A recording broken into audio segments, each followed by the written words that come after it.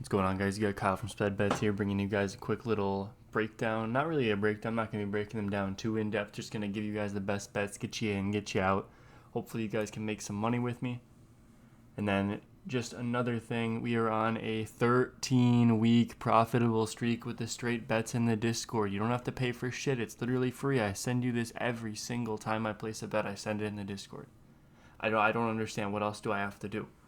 I'm giving you guys the plays. You guys just have to play them. Like, everything I hit or everything I post just hits. I don't know, dude. I'm on a fucking hot streak right now. Join in on this. We are doing extremely well right now. I don't even know what I'm trying to say. I'm hyped, man. I'm excited for this card. We got Owzy. No, I'm just playing, but we got Dricus versus Izzy in the main event. Gonna be a great fight. And then on these first couple guys here, these are just guys I didn't really have a whole lot to say. I didn't really have too much to say about these guys, so we'll just throw them in here and give a quick little. I think Ricky Glenn's probably going to get knocked out. Moving up to 170 at the age like 35, 36. It's just not a good look when you're moving up to protect your chin. He had some pretty bad knockouts, the Drew Dover, the Christos Siagos, I think. And it's just, I don't know, man. I don't know. Sonkanan, he's become a pretty affordable favorite here. He's minus 160 right now. I'd probably play him inside the distance, maybe get yourself some nice plus money on that bet. But I think if it does go to the cards, Ricky Glenn, it's probably just because he skated around the edges and jabbed up Song Kanan for the whole fight. I don't really see that happening. I don't have any action on this fight. I might add some later in the week. Again, join in the Discord if you want to see what I'm placing. And then I'm also going to give you guys some bets in this YouTube video here that I don't send in there. Keep them exclusive for the YouTube. I'll tell you guys which ones those are when we work our way down a little bit here. Then we got Jesus Aguilar. Obviously, he walked across the octagon, gave Shannon Ross a little right overhand to the forehead. It's just fucking awesome. That picture's incredible. He's not going to do that this weekend. He's probably just going to get Russell fucked to a decision. I mean, obviously the dude's guillotine is live. He's got a few guillotines, but he's not going to guillotine this guy. Stuart Nicole, he's actually pretty solid. He hasn't fought anyone. I would have loved to see this guy in the Contender Series this season. It just started today. But I don't know, man. I think Jesus Aguilar is a little tough to be a minus 250 favorite. That's what I'm looking at right now. That's a little ridiculous to me, personally, so I'm not going to touch that. But if you are, I'd probably touch the decision prop. I don't think he's going to finish Jesus. He's pretty tough. Obviously, getting subbed up by Tatsuro Taira, that's nothing to scoff at. I don't know. I'm not really going to touch that fight. Then we got Walter Walker here. This one, I was going to bet on Tafa because Walter Walker just looked like he couldn't compete after the first 7 minutes of his last fight. He's just hanging on for dear life. But go to his Instagram. This guy is looking in shape, all right? This guy's looking like he actually started caring about his career. Now, that's just losing some weight is not enough for me to bet him because his style involves heavy pressure wrestling. And if you're losing weight, you pretty much lose some of your pressure. So I don't know how good his control is going to be. Later on in the week, this is going to be a bet here that I'm not going to send in the Discord, but I am going to drop for the YouTube video for you guys. Later on in the week, I'm guessing his takedown line is going to be 1.5 or 2.0. I'm going to hammer that unless it's minus 200, minus 250. I don't know why it would be there, but just in the off chance that it is, all right? I'm going to hammer that, probably 2 units on that. I think he can get the takedowns. Tafa's not going to knock him out in the first minute of this fight. I think Walter Walker's going to be able to get a takedown in the first round. Maybe 2 takedowns if Tafa gets up, but I don't see him getting up. I think this fight goes long. I think it's either Tafa round 2 or 3 knockout or Tafa by decision just based on damage. Here's where we start to get fun, all right? We got Tom Nolan. This guy is minus 1,300 right now, man. Minus 1,300. If you want to make $10 on a bet on Tom Nolan, you have to place $130 down. That's ridiculous. That's just not fucking happening, all right? Tom Nolan should never, ever be minus 1,000. I've never done a single combat sport, like fighting, a day in my life. And I think if you put me in a boxing match with Tom Nolan, he should still not be a 10-1 favorite, all right? You hit this guy once, he's going down. In his debut, he got exposed. Just watching back the Alex Reyes and Charlie Campbell fight. Dude, Reyes is getting lit up and he's not going down. You put these guys in a battle, Nolan and Reyes, chin for chin, Alex Reyes fucking wins. Dude, if they step in the pocket, if he just hits Tom Nolan just right one time, he can afford to eat 2 or 3. He's got a chin on him. He took a 6-year hiatus after one knockout. I know he was sick with some actually severe shit, so I probably shouldn't be making fun of him, but his chin is rested, guys. And then it was like almost another year from his last fight. This guy takes his chin health pretty seriously. I don't think Tom Nolan can knock him out in the first round. I don't know, man. Tom Nolan's going to knock him out in the first round. It's going to be in like the 4th or 5th minute. I don't think he'll do it super early because Reyes does have a chin on him. He'll have to tag him a few times. Don't be surprised if Reyes drops Nolan. All I'm going to say, all right? This isn't even really anything worth talking about, but I put $5 on Alex Reyes round 1 knockout just on some random ass counter shot that he somehow lands. Plus 3,000 odds. $5 to 150, all right? Now, it's such a stupid bet, but if I can get 6 units off a $5 bet, I don't care, man. I don't care. I'm doing it. I'm taking it. Whatever. The next fight here, we got Herbert Burns, my boy Herbie. All right, now, everyone has been slandering my boy Herbert, okay? He did not quit against Bill Algeo. He fucked up his knee and couldn't stand. No, he's just definitely coping in the interviews. He fucking gave up. He hit some adversity. He's got some trash cardio. I know he's been dealing with a leg injury. That's nothing new. But I think he used that as a cop-out for a way to get out of that fight. I think Jack Jenkins is literally just going to start kicking his knees. Like, it sounds fucked up, but that's Jack Jenkins' style, man. He's just going to kick his knee. If he knows this compromise, the only way I can see Herbert Burns somehow fluking this one out is if he goes on the ground, somehow gets the fight to the ground, if Jack Jenkins trips and falls, and then Herbert Burns ends up on top. If he tries to go for like an arm bar or something on the arm that Jack Jenkins just fucked up from when he got tossed by Chepe Mariscal, after beating his ass for the first 5 minutes, mind you. That's the only way. I think an arm bar targeting the arm of Jack Jenkins who was just hurt is the only way Herbert Burns gets this done. Jack Jenkins by knockout, it's like minus 300 or something. It's absolutely ridiculous. He's another 10 to 1 favorite. I'm also just going to say this. Jack Jenkins should not be 10 to 1 over a lot of people, okay? You can make Jack Jenkins 10 to 1 over more people than you can make Tom Nolan 10 to 1 over. But, dude, even in this spot, I don't know, 10 to 1's a little steep. Well, yeah, give me Jack Jenkins by knockout, or fight to not go the distance. I don't even know what the... Let me check real quick for you guys on the fly here. Oh, fight to not go the distance is minus 600. That's probably not good. Oh, Jack Jenkins by KO is only minus 225. It's not great. It's not pretty. That can be a parlay piece, in my opinion. I think that's a pretty free leg, whether he gets it done in the first or the second round, whichever, he's going to knock him out. And yeah, that's all there is to say about that one. And then we got Maria Agapova. No, I'm just kidding. We got Luana Santos here. She just strangled Maria Agapova after Agapova got put in like a turtle type position and her mouthpiece fell out because it's too big. And instead of covering her neck for Luana's hands, because Luana was on her back, she reached for her mouthpiece, just leaving her neck wide open, and then Luana obviously submitted her. I don't think you can get worse fight IQ than that. I mean, you're going against Luana Santos. She's not going to punch you. She's going to try and choke you out. Why are you grabbing your mouthpiece? You're not going to need it. And then Luana Santos' other fight, we got when she missed weight against Stephanie Egger. She had some kind of disease. Not really going to look too much into that. She did hold her own. She won the fight. That was a very good performance. And then her debut against Juliana Miller. Man, you cannot ask for a striking masterclass quite like that one.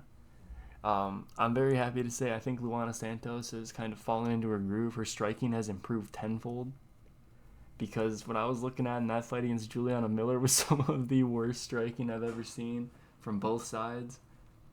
I don't even know what to say. There's nothing more you can say about that fight.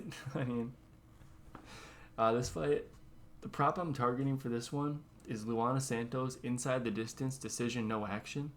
Basically what that means is that if Luana Santos finishes the fight inside the distance any round, knockout or submission, I get paid. If the fight goes to decision, it's a refund, no matter who wins, whether Luana wins, whether Casey wins. It's going to be a refund. The reason I like that bet so much is because I think Luana Santos is the way more dangerous fighter. I don't see a world where Casey O'Neill can finish Luana Santos. I don't think she can do it in the striking. She can't do it in the grappling. I can't see a world where Casey can get a finish in this fight. And I do see a world where Luana can latch up a sub pretty easily. Now, when this line opened, it was at minus 115 for both fighters. An absolute steal of a line, might I say. And then I bet that. I posted that in the Discord. I put 2 units on that. And as of right now, it has dropped to minus 145 for Luana Santos.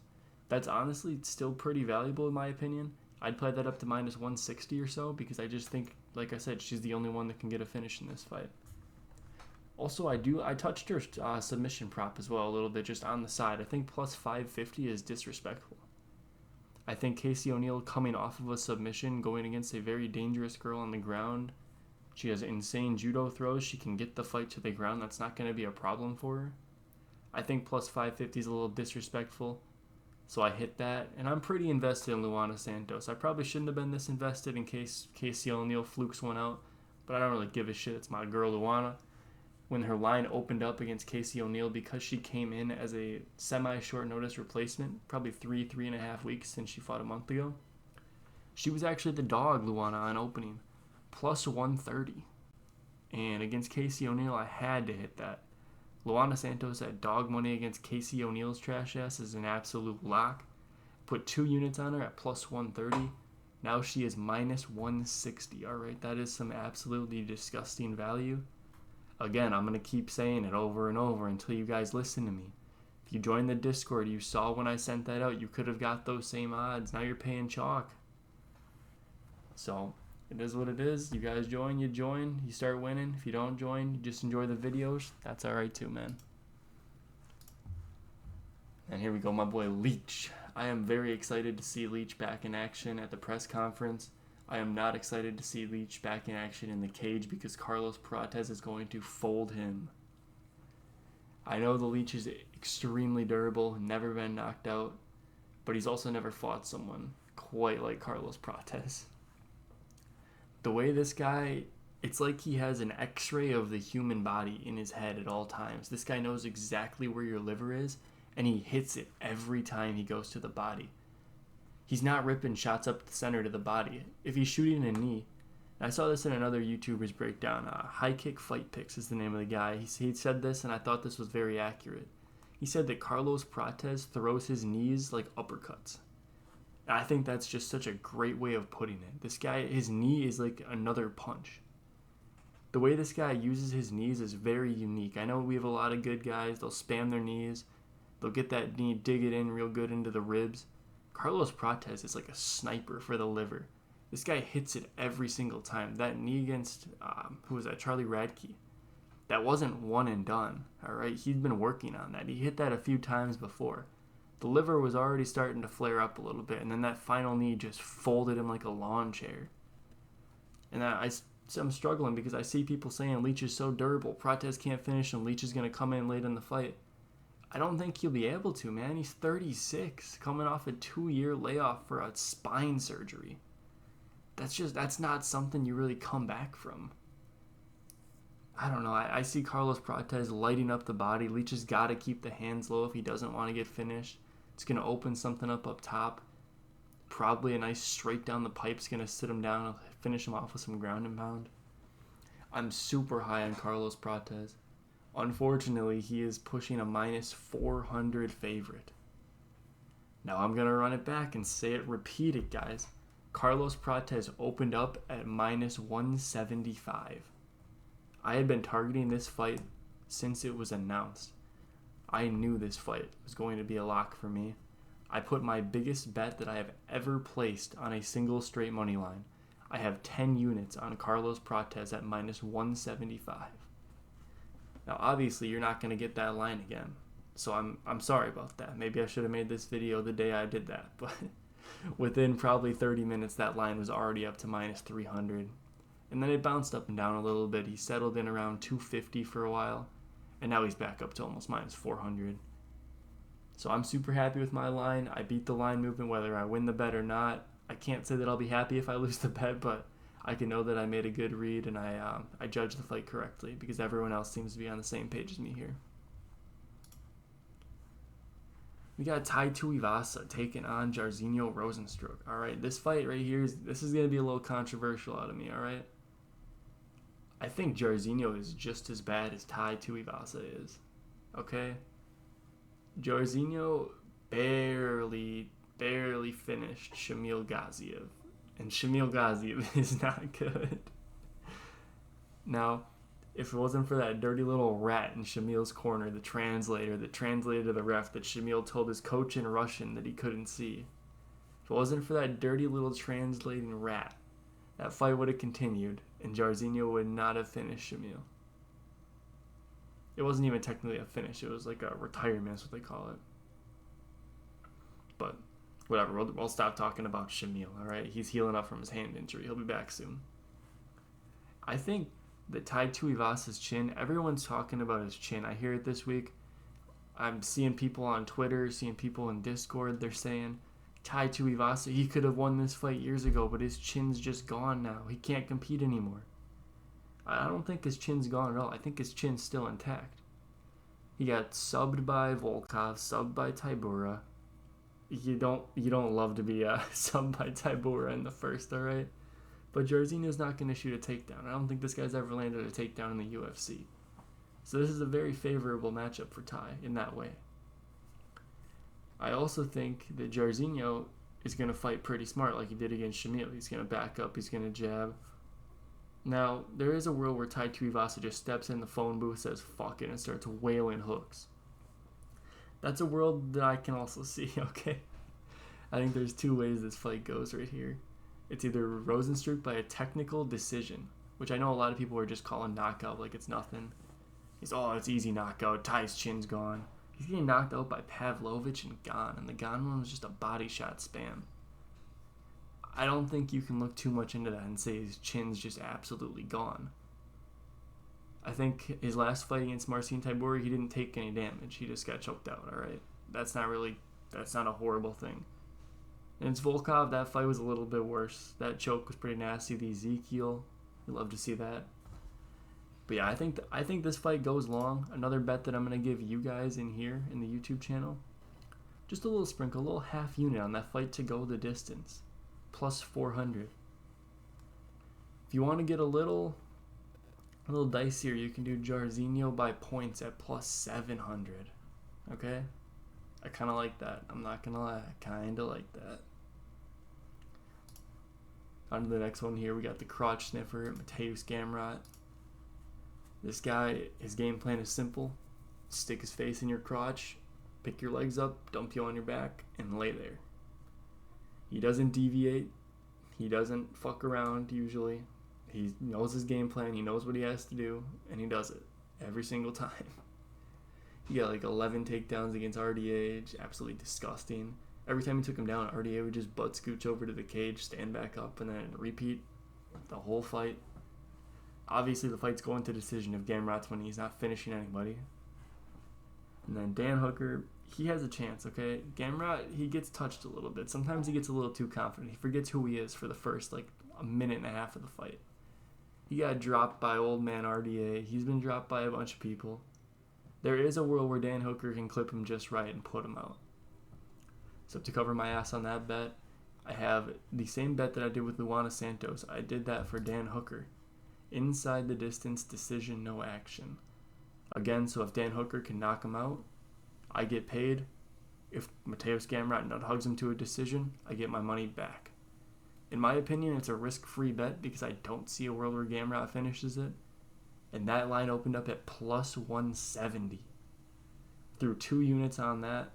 That will be a nice chunk of change if we can get a Dan Hooker knockout. I'd be over the moon because I don't like Gamrot. I don't parlay Gamrot because he's just so chinnable. But he is tough. He's the definition of a grinder. I think this fight going long is pretty much a lock. I don't think Dan Hooker's got what it takes to put him out on the feet before he gets taken down. I see interviews Dan Hooker's been talking about the takedown defense. It doesn't matter. Gamrot is going to take you down, whether you like it or not. You just need to work on your get-up game. He's out-rustled everyone except for, who's that, Dariush? It's just insane that Dariush was able to stuff everything. But it is what it is. Steven Ursig, okay? I don't know what on earth is happening with this line right now. When I was looking at these lines earlier in the week, Steve Ursig was like a minus 230, and I was like, oh, that's a little steep, but I kind of get it, because I think Steve Ursig's going to dominate this fight. I see everyone talking about Kai Kara-France, how he's going to give him problems on the feet. He's just a better striker overall, better everywhere on the feet. Dude, I disagree with that. I think Steve Ursig is going to hold his own just fine on the feet. Kai Kara might be a little bit faster just because he's a midget. Steve Ursig is a giant. He's going to tower over Kai Kara-France. His body kick's going to be like a head kick. It's going to be disgusting, okay? And I think that Steve Ursig, if he does get in trouble on the feet, guess what? He's going to take Kai Kara-France down. And you're going to say, oh, Kai Kara-France is good takedown defense. Yeah, Steve Ursig doesn't give a fuck, okay? He's going to take him down. Steve Ursig to get a takedown is a lock, okay? All I'm saying, it's a lock. I don't care how good of takedown defense Kai Kara-France has. He's getting taken down at least once. But yeah, this fight got bet down to minus 150 for Steve Ursig. I think that's extremely playable. I don't know why you wouldn't play that, in my opinion. We look at the decision prop, Steve Ursig by points, plus 115. That kind of makes sense. The fight's super favorite to go the distance. But there is a little... I'm just going to say, Kai Kara-France, he got finished against Moreno. And if Steve Ursig is putting that work in on anybody except Pantoja in his last fight, they are going down, okay? Pantoja knows that he has a chin, and he abuses that shit to the max. He walks forward with his chin in the air, his trash-ass striking. Pantoja cannot strike to save his fucking life, okay? The guy's a nut hugger through and through. He's walking forward, chin in the air, doing what he has to do, getting hit a million times. Steve Ursig does that to anybody else in the flyweight division. They're going down, okay? I think Steve Ursig by knockout is a fun bet, but I wouldn't recommend you put more than like $5 or $10 on it. Plus 650, you can have a little fun with that, but nothing too serious there. Then here we go, the main event time. We got Israel Adesanya versus Dricus du Plessis. I'm guessing by the picture you can tell I'm going with Dricus du Plessis. For me, this is a biased pick. I do not like Izzy, and I really like Dricus, so this is a great fight for me if Dricus wins. I think the forward pressure fighters against Adesanya, I think that's a good thing for Dricus. They do well. Whitaker, when he pushed forward, when he shot takedowns, a lot of people thought he won that second fight. And then when Sean Strickland walked Izzy down, put him on the back foot, Izzy's just backing up, throwing leg kicks. It's not going to do enough. I think Dricus, the game plan was laid out by Whitaker, followed by Strickland, and now it's going to be followed by DDP. I think Izzy is a little over the hill. I think ever since that first Pereira loss, he has not looked the same, okay? I know he bounced back with a knockout win, great win. He self-admittedly just closed his eyes and wailed an overhand. He self-admitted that. You can watch the fight back. He closes his eyes and throws a wild overhand, and it hits. I'm not taking anything away. That's a great win, and it's carrying his pound-for-pound ranking right now because of just the run Pereira's been on. But he didn't look that great in that fight up until that point. He's kind of getting walked down. And then he obviously didn't look good against Strickland. I don't think he's going to look that good against DDP. I think Dricus is going to do whatever the fuck he wants to Izzy. I think he's probably going to pick Izzy up, dump him on his head a couple times, a little Bilal moment. Probably not that extreme, but I think Dricus is going to get a couple takedowns. He's going to have Izzy having to keep those hands low. He's going to run in with that blitzing jab he does. That stupid-ass straight he knocked out Whitaker with. Like the dab jab, whatever you want to call it. I don't even know, man. Dricus got that goofy style. I think his pressure, the way he walks forward the whole fight, Dricus will not back up. That's just not in his arsenal. He doesn't know how to walk backwards. He never learned that, okay? I think he's going to walk Izzy down, beat him to a decision. Now, I'm not going to bet on this fight because I fully understand that I could definitely just be biased in saying that. I've seen a lot of people going with Izzy by knockout. They're talking about contender Izzy. I don't know, man. He didn't look that great to me in his recent fights. I think Izzy might be a little over the hill, but I fully understand. I recognize my bias, so unless I'm having a great night, maybe we cash both the decision, no actions. I might throw a little money on Dricus. But until that point, we're just going to ride it out. Now, there are a ton more bets in the Discord, a bunch of little props that I didn't mention, a bunch of over-unders, a couple parlays. There's going to be more props. We have Underdog, we got Prize Picks, we got Better, we got Dabble. We got everything in there, man.